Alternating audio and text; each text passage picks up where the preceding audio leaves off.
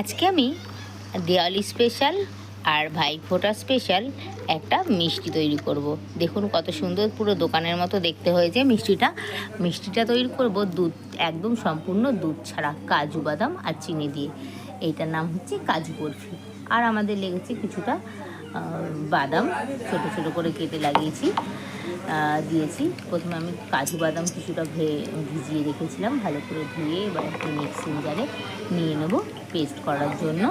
আপনারা অল্প ধুয়েও নিতে পারেন, এরকমভাবে করলে পুরো মন্ডর মতো হয়ে যাবে। একটি কড়াই বসিয়ে দিয়েছি, কড়াইটা গরম হয়ে গেলে দিয়ে দেবো এর মধ্যে চিনি। যতটা চিনি দেবো তার ডবল কড়াইতে জল দিয়ে দেবো। এবার বলক আসা পর্যন্ত, বলক এসে একদম ফুটে ঘন হওয়া পর্যন্ত আমরা এটাকে জাল করে নেব।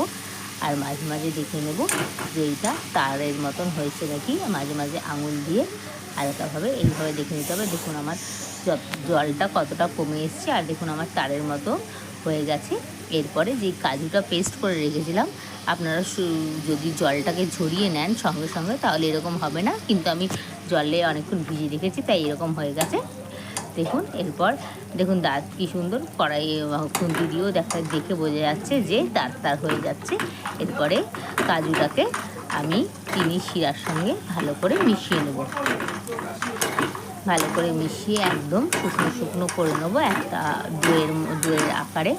ডোয়ের মতন হয়ে গেলে একটি প্লেটের বা থালার পেছনে ভালো করে মেলে আমি এইভাবে কেটে নেব।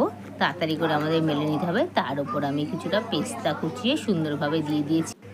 আপনারাও বাড়িতে বানিয়ে ফেলুন এরকম সুন্দর একটা মিষ্টির রেসিপি। আপনারা পেস্তার বদলে সিলভার পেপারও দিতে পারেন, কিন্তু আমি এইভাবেই করেছি। Thank you for watching. Please like, comment, share and subscribe. ভালো থাকবেন, সুস্থ থাকবেন।